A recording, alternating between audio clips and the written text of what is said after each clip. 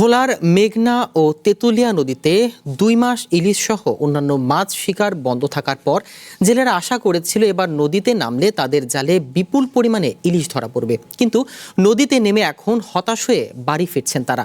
সামান্য পরিমাণ মাছও না পাওয়ায় চরম আর্থিক সংকটে পড়েছে জেলেরা। নিষেধাজ্ঞার সময় যে ধার দেনা করে সংসার চালিয়েছেন সেই দেনা এখন শোধ করতে পারছেন না।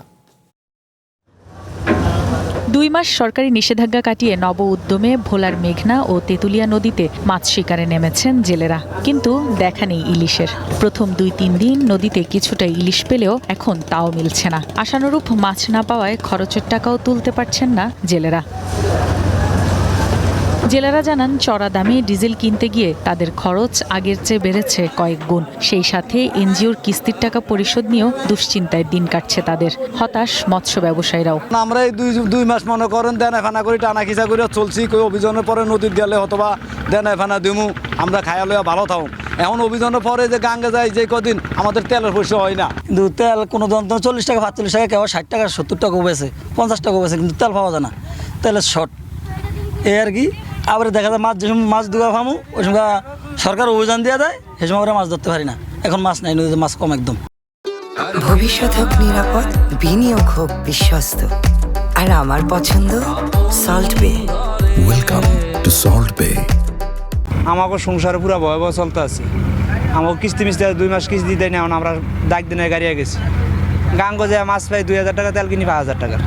৫,০০০ টাকার কিনে ও কি সংসার চালাই দেয় না। বাদ যদি গাঙ্গ না যাইতে বলেন ভাত খাইতে না। দীর্ঘ 2 মাস অভিযান ছিল, আমাদের ঘাটগতি বন্ধ ছিল, জেলেরাও নদীতে যাইতে পারে না, আমরাও ব্যবসা করতে পারি নাই। কিন্তু অভিযান শেষে আমরা একটাই আশাবাদী ছিল যে অভিযান পরে নদীতে অনেক মাছ পড়বে, আমরাও আমাদের ব্যবসাও সফল হবে। এই বিধা জেলেরাও নদীতে গেছে, আমরাও মানে ব্যবসা বাণিজ্য সব কিছু খুলে বসি। যেমন আমরা বিভিন্ন জায়গার তো টাকা আনছি, ঢাকা থেকে টাকা আনছি, খুলনা থেকে টাকা আনছি, বরিশাল থেকে টাকা আইনা জেলেদের মারফতে দিছে। এখন জেলেরা নদীতে গেছে, জেলেরা কোনো মাছ পাইতেছে না। জেলা মৎস্য বিভাগ জানায়, এখনও ইলিশের মৌসুম আসেনি।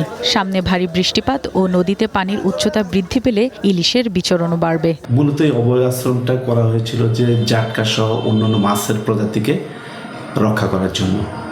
আসলে এখন ইলিশের মৌসুম নয়, ইলিশ আসলে পাবে আরও পরে, জুলাই, আগস্ট, সেপ্টেম্বর এই মাসগুলোতে। অর্থাৎ যখন প্রচুর বৃষ্টিপাত হবে, পানির স্রোত থাকবে, পানির উচ্চতা বাড়বে, তখনই আসলে মাছটা পাবে। এবছর ভোলা থেকে ১,৭৯,০০০ মেট্রিক টন ইলিশ উৎপাদনের লক্ষ্যমাত্রা নির্ধারণ করা হয়েছে। এভাবে ইলিশের খরা চলতে থাকলে লক্ষ্যমাত্রা অনুযায়ী ইলিশ পাওয়া যাবে কিনা সেই বিষয়ে সংশয় প্রকাশ করেছেন ভোলার জেলে ও মৎস্য ব্যবসায়ীরা।